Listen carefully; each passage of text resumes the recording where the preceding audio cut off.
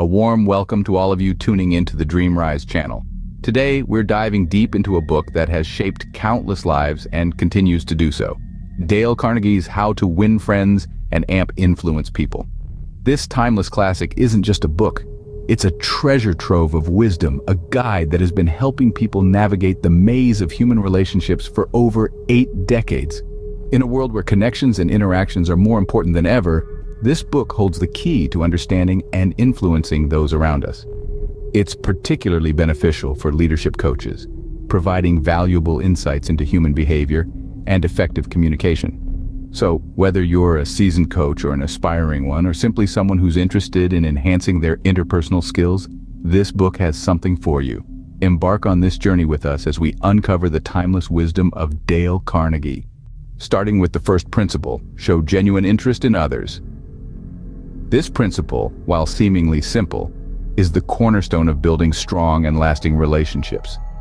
It's not about feigning interest while your mind wanders elsewhere. It's about truly listening, engaging, and caring about what someone else is saying, feeling, or doing. Let's delve deeper. Imagine you're at a social gathering. You meet someone new, and instead of asking the usual questions like, "What do?" You ask them about their passions, their dreams, or their favorite book. You listen attentively, responding with thoughtful questions and comments. This is what it means to show genuine interest. This principle holds true in all walks of life. From personal relationships to professional interactions, showing genuine interest in others can open doors to stronger connections, mutual respect, and trust. Now let's take a leaf out of Dale Carnegie's book, How to Win Friends and Influence People. He shares an anecdote about a party he attended. There was a botanist at the party who was considered boring. However, Carnegie decided to show genuine interest in the man's passion for plants.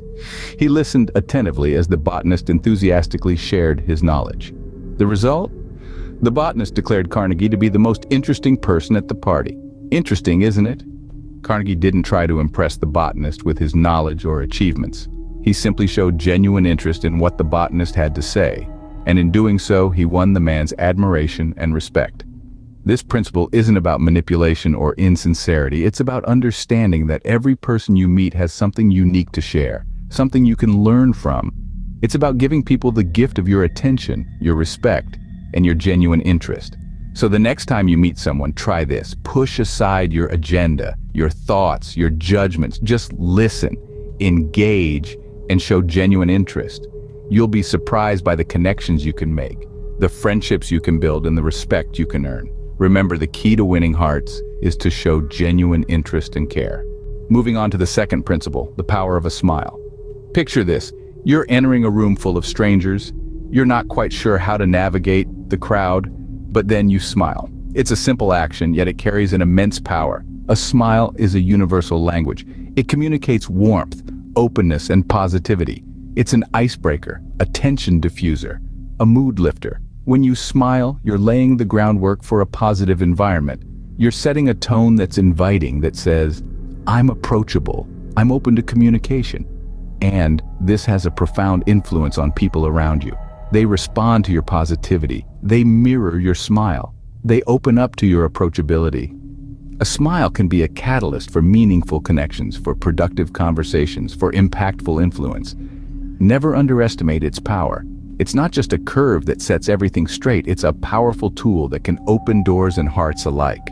A simple smile can be the most powerful tool in your arsenal. The third principle is all about the magic of names. And indeed, it is truly magical. Names, my friends, are much more than mere labels or identifiers. They carry a person's identity, their heritage, and their uniqueness. They are the word that represents an individual in the vast lexicon of humanity. Remembering and using people's names is a simple yet powerful way of acknowledging their presence and importance. When you call someone by their name, you're not just getting their attention, you're telling them, "I see you, I recognize you, you matter to me." It's a subtle compliment, a nod to their individuality. Think about it. How do you feel when someone you've met only once or twice remembers your name, pleasantly surprised, valued, respected? That's exactly how others feel when you remember their names. It's an instant rapport builder, a quick route to establishing trust and goodwill. But what if you're not good at remembering names? Well, don't worry. It's a skill that can be honed. Pay attention when someone introduces themselves. Repeat their name in your mind, use it in the conversation, associate it with a unique feature about them, or a rhyme, whatever helps you remember. And if you forget, don't be afraid to ask again. It's better to ask than to use the wrong name or avoid using it altogether. Using people's names is not just for one-on-one interactions. It's equally important in a group setting, a meeting, a seminar, or a social gathering. It helps you stand out, it makes your communication more personal and impactful.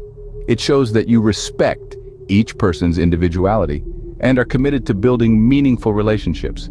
Remember, people love to hear their own names.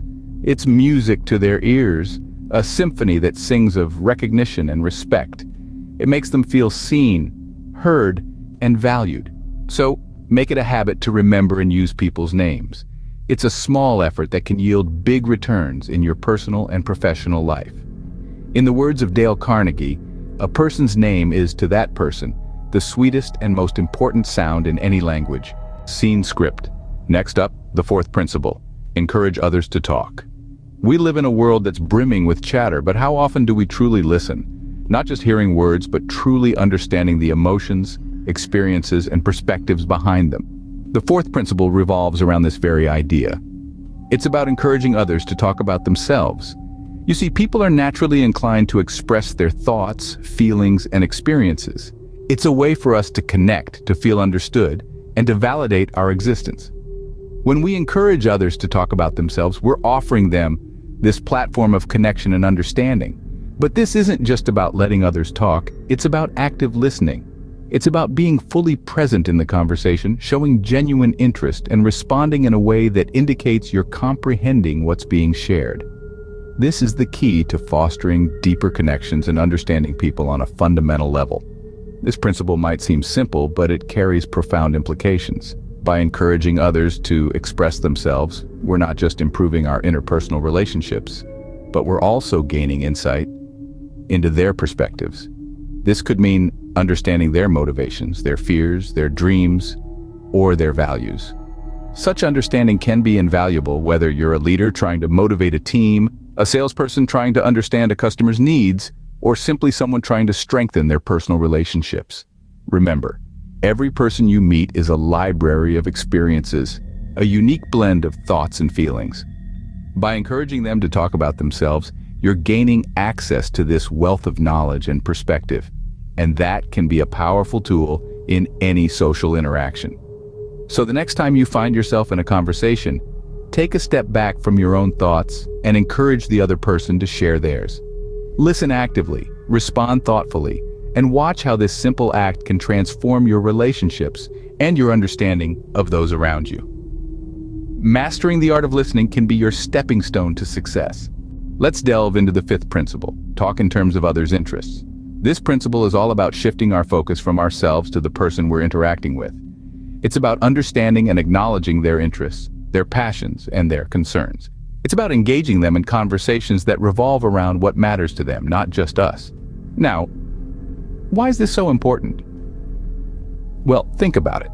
When someone shows genuine interest in your passions, your hobbies, your dreams, how do you feel? You feel seen, understood, and valued. You feel a connection with that person. And that's precisely the effect we want to create when we interact with others. This doesn't mean we fake interest or pretend to like things we don't. That would be insincere, and people can usually sense insincerity. It means we actively seek to understand what the other person cares about. We ask questions, we listen, we engage. And when we do talk, we try to relate our thoughts, our ideas, our experiences to their interests. Imagine you're a leadership coach, and you're working with a client who's a big fan of basketball. Instead of only using generic leadership analogies, you might incorporate basketball strategies into your conversations. You could talk about teamwork, about strategies, about overcoming challenges, all in the context of basketball. See how this approach could make your coaching more relatable, more engaging for your client. The key is to be genuine in your interest and respectful of their passions. If you don't know much about their interest, admit it and ask them to tell you more. This not only gives them a chance to share something they love, it also shows them that you respect and value their opinion. When we talk in terms of others' interests, we're not just building a connection. We're also showing them that we value them as individuals, that we respect their thoughts and experiences. And in doing so, we're more likely to win their trust, their respect, and their friendship.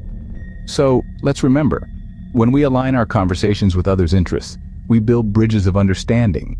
Lastly, the sixth principle: make others feel important. It's a simple yet profound statement that holds enormous power. But what does it mean exactly, and how can it help you influence others? Consider this: we all crave recognition, respect, and appreciation. It's a fundamental aspect of our human nature.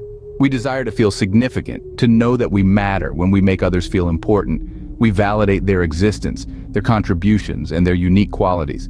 Now you might ask, how can we make others feel important? It's not about grand gestures or lavish gifts. It's about genuine interest and heartfelt appreciation. It's about acknowledging their efforts, no matter how small they might seem, and expressing sincere gratitude. It's about active listening, showing empathy, and giving credit where it's due. When you make someone feel important, you're essentially telling them, I see you, I value you. And when people feel seen and valued, they are more likely to be open, receptive, and cooperative. They'll feel more connected to you, more willing to listen to your ideas, and more inclined to support your goals. Making others feel important is not about manipulation or flattery. It's about authenticity and respect. It's about recognizing the inherent worth in every individual. And it's about creating a positive, supportive environment where everyone can thrive. So the next time you interact with someone, remember this principle. Make them feel important, show them that they matter, and watch how this simple act can transform your relationships, foster cooperation, and ultimately influence others in a positive way. Remember, everyone you meet is fighting a battle you know nothing about. A kind word, a listening ear, a genuine compliment. These simple acts can mean the world to someone. They can make a difference. They can make someone feel important. Influencing people begins with making them feel important and valued. Because when you make others feel important, you're not just influencing them, you're empowering them. And that, dear listeners, is a powerful way to win friends and influence people. As we come to the end of this enlightening journey, let's take a moment to revisit the key lessons we've gleaned from Dale Carnegie's seminal work, How to Win Friends and Influence People. We've discovered that genuine interest in others, a warm smile, and remembering names can create lasting connections. We've learned that encouraging others to talk about themselves and speaking in terms of their interests fosters rapport. And finally, we've understood that making others feel important is the cornerstone of influential relationships. It's not enough to just know these principles. The real magic happens when we apply them in our daily interactions. So, let's challenge ourselves to practice these principles, to weave them into the fabric of our lives. After all, the key to winning friends and influencing people lies within our reach. Don't forget to share, comment, like, and subscribe to our channel. Until next time, keep growing with Dream Rise.